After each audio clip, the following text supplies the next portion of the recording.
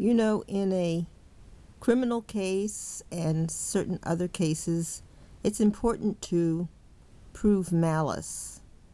And malice can sometimes be a confusing concept for some people. What is malice? How do you prove malice?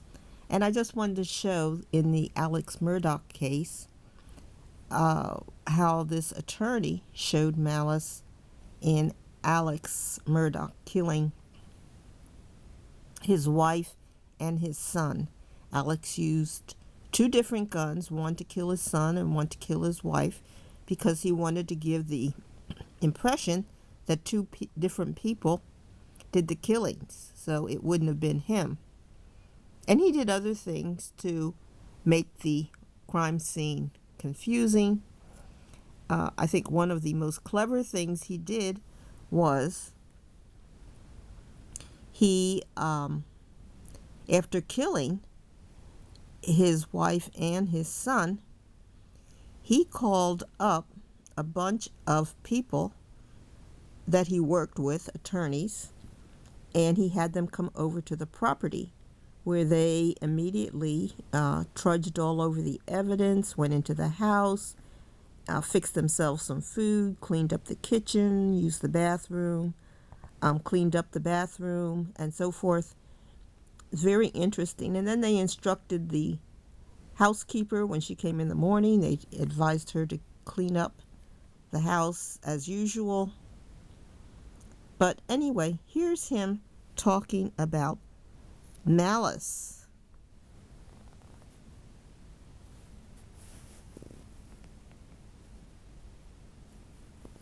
Know about people riding around on property. He doesn't know about Paul and the two guns he likes to use. He doesn't know about this family and how common those guns are together.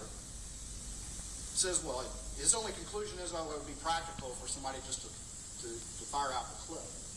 But this is him. This is Alec, the prosecutor, the lawyer, and he's thinking through this. He's thought through this. He's going to use two guns because it's going to confuse people that perhaps there were two shooters. But again, it doesn't make sense.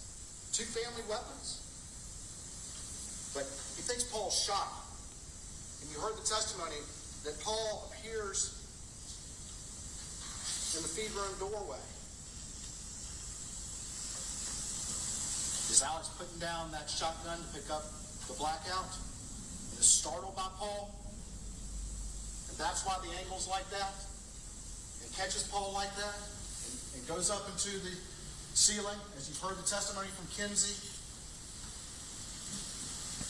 He blows his brains out. And what happens with Maggie right here? We see activity on Maggie's phone. You heard about sandal prints. You heard from Kenny Kinsey about the mark on her leg from the Polaris over there by the overhang next to the feed room. You've seen the diagrams and the crime scene photos that all those cases are in that area between the doorway to the feed room and where Maggie was found. You heard that Maggie had no defensive wounds. You also heard Paul had sibling from that first shot, a close range shot, with no indication that he detected a threat from the person who fired that weapon. And why? Because it was him. Same with Maggie, because Maggie sees what happens and she comes running over there, running to her baby.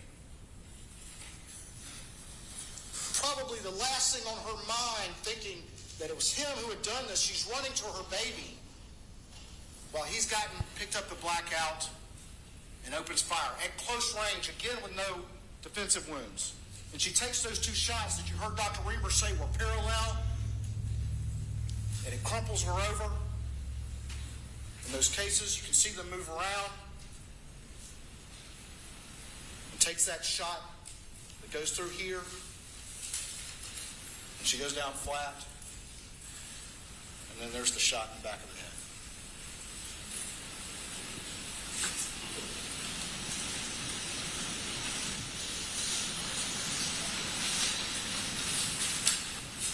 Malice? Is that malice, ladies and gentlemen? Is that malice to do that? Is that intentional harm to another with a bad intent, with an evil intent to do those things? Clearly, I submit to you, clearly it's malicious. Clearly it's malicious.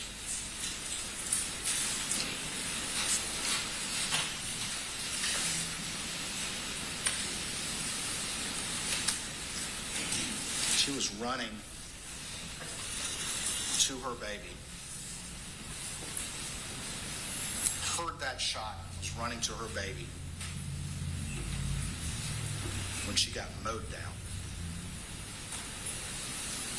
by the only person that we have conclusive proof was at that scene just minutes before, and who lied about that very fact until he could no longer do it to you last week.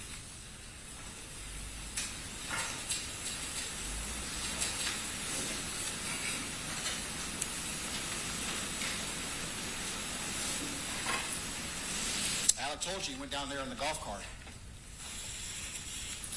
We'll talk about this a little bit, but they had their expert come up here with the 5'2" people and all the rest of it. Be sitting in a golf cart. But he comes up in the golf cart. But what we don't see, as I said before, is any activity on his phone until 9:02. That the crime occurred around 8:49 to 8:53. Down there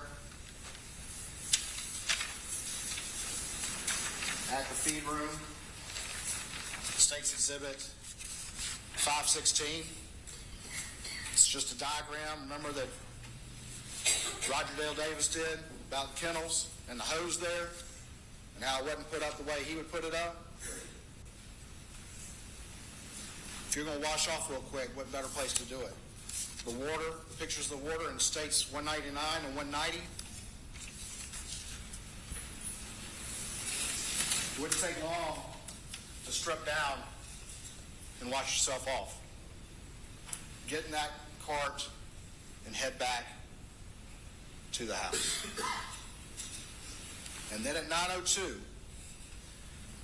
the defendant over there, who wouldn't even admit until forced to that he was even at the scene, all of a sudden, he is as busy as he has ever been. 9:02 to 9:06, 283 steps. 9:03, we see the system start up on the car, and that could mean that he's close by the car.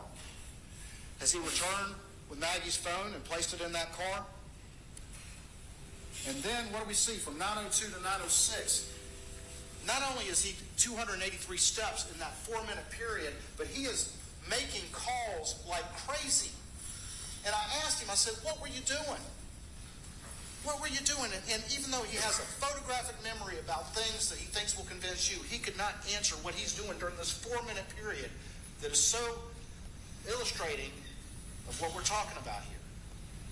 That for 4 minutes, he is not only going 283 steps, this is a defense exhibit, defense 156.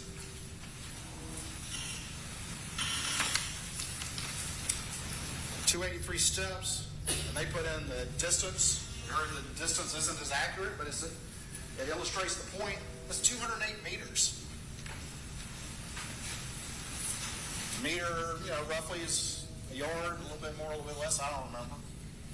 But let's say it's 600 feet.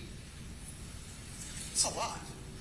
And he couldn't remember what he was doing. I asked him, you been on a treadmill? Were you doing jumping jacks? What were you doing at the same time you're calling all these phones? Why is he calling multiple times? We can see right here. He calls Maggie. He calls Randolph. He calls Maggie again.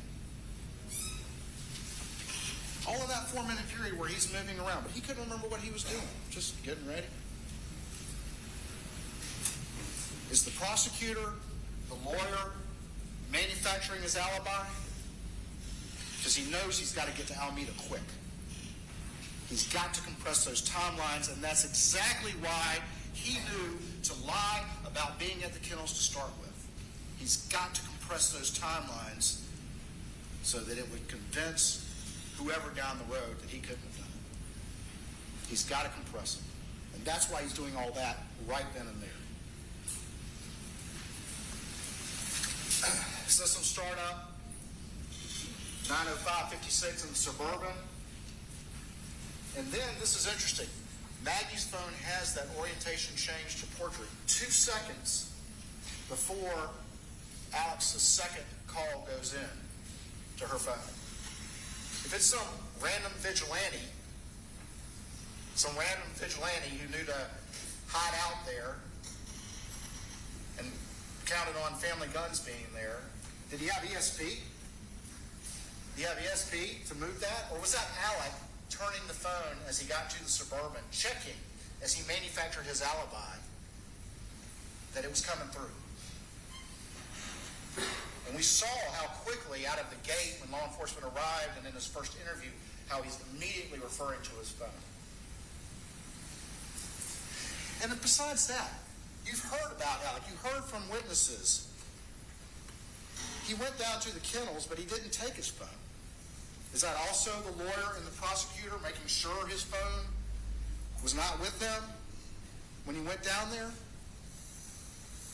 You heard testimony it would be unusual for him not to take that phone down to the kennels.